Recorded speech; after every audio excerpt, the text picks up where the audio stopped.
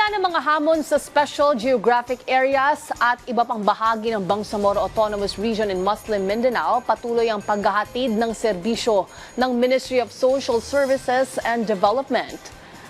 Mula sa ayuda at serbisyong medikal hanggang sa kabuhayan at edukasyon. May report si Dindo Flora. Sa mga komunidad sa Mindanao na matagal nang nakakaranas ng kaguluhan at kahirapan, unti-unting sumisibol ang pag-asa sa gitna ng mga pagsubok sa tulong ng mga programa. Sa Sitio Melicano na Malawag, muling nakatayo si Burhan Undalayan, isang dating MILF combatant na halos 2 dekadang hindi nakalakad dahil sa pagkaputol ng kanyang mga paa. Sa ilalim ng Kalinga sa May Kapansanan program, nakatanggap siya ng prosthetic legs, subsidiya at relief assistance. Ngayon, hindi lang siya nakakalakad, isa na rin siyang leader ng mga PWD sa kanilang komunidad.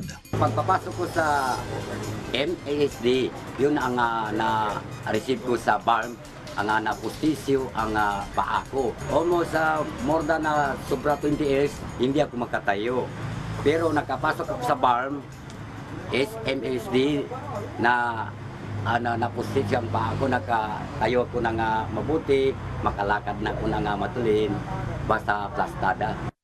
Sa Barangay Tumbras, Kadayangan, isang ulilang kabataan ang nabigyan ng bagong pag-asa. Si Muhajirin Omar, na nawalan ng magulang at napatigil sa pag-aaral, ay natulungan ng KUPKUP program ng MSSD sa tulong ng subsidiya at emergency assistance na ipagpatuloy niya ang pag-aaral at naging scholar ng Arabic Studies. Unti-unti na rin nababawi ng kanilang pamilya ang kanilang kabuhayan.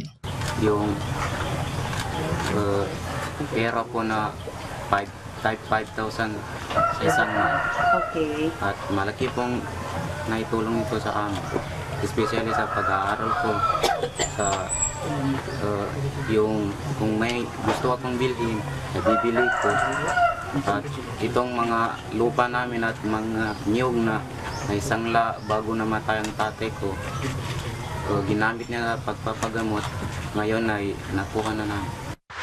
Sa Maguindanao del Norte, isang ina naman ang nagsilbing ehemplo ng pagbangon. Sa pamamagitan ng Unlad Pamilyang Bangsamoro program, nakatanggap si Jasmine Dianaton Daksila ng puhunan, rice subsidy at pagsasanay sa negosyo. Mula sa maliit na tindahan, napalago niya ito hanggang sa online selling at pasabay ng sibuyas mula Iloilo.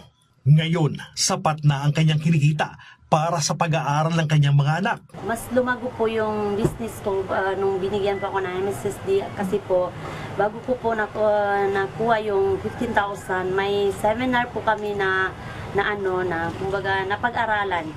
Ang isa po doon yung pag-compute ng kung paano pumasok yung pera at saka lumabas. Kaya po, na-analyze ko po, mas malaki po yung lumalabas na pera sa amin kaysa pumapasok sa akin. Kaya po, yun po ang pinaka-isa po na ano ko po sa MSSD. Kumbaga natutunan ko po yung pagsisavings. Iba't iba man ang kwento ni Burhan, Muhajirin at Jasmine, iisa lang ang kanilang pinatutunguhan, ang pag-angat ng buhay mula sa mga pagsubok. Sa pamamagitan ng iba't ibang programa ng MSSD, nabigyan sila ng pagkakataong muling makapagsimula. Patunay ang kanilang mga kwento na sa tamang suporta at pagkakaloob ng serbisyo, posibleng makabangot at muling makamit ang mas maayos na kinabukasan. Dito po sa BARM, meron tayong Bangsamoro Government, meron po tayong Parliament, gumagawa po kami ng batas, nag-aayos po kami ng mga budget, nag-identify kami, nagde-design kami ng mga programa na posible pong unique lang dito sa aming rehiyon dahil may kakaiba po tayong kasaysayan. Ang pagka-create po ng BARM ay nanggaling po sa isang mahabang negosasyon. And right now, nasa gitna po tayo ng transition. Ayon pa kay Minister Jajuri, sa pamamagitan ng mga welfare, livelihood at education programs, patuloy na sinisuguro ng BARM na ang serbisyo ng pamahalaan ay umaabot sa lahat ng mga nangangailangan na Bangsamoro. Dindo Flora, para sa Pambansang TV, sa Bagong Pilipinas.